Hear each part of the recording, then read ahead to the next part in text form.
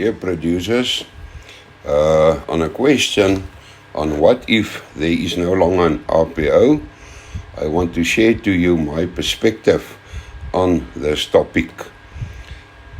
First of all, the share of the primary producer in the consumer hand is approximately 50%. This means that producers have the controlling interest in the red meat value chain, and this share must be jealously protected and expanded. Secondly, producers pay about 60% of the current statutory levy and also share in the benefit accordingly. If producers lose their say in the process, the chances are good that we will pay 100% of it without any benefit.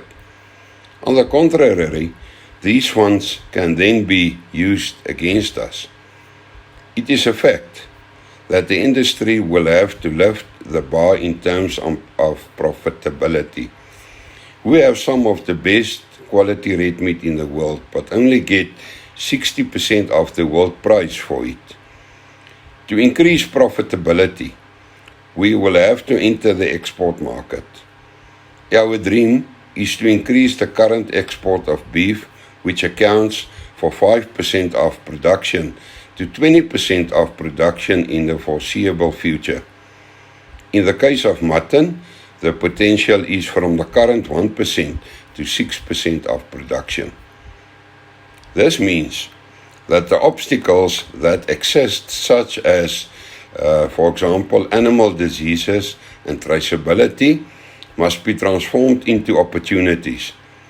In order to realize the dream with the added benefit for producers, it is essential that all actions take place collectively with honor roll players, influencing policies, building partnerships, and good relationships will be the key to achieving the goal. It is a fact that producers do not operate on an island, and that is why we are constantly influencing policy regarding trade agreements or tariffs within SADC and also the international environment.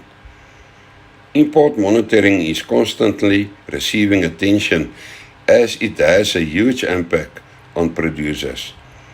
Much research has already been done on the carbon and water footprint of livestock and also on the influence of competing protein sources.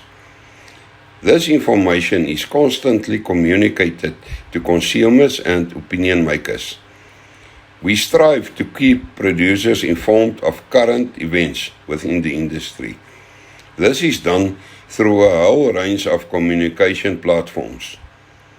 If you, as producers, do not receive all the communication for whatever reason, please contact us so that we can rectify the problem.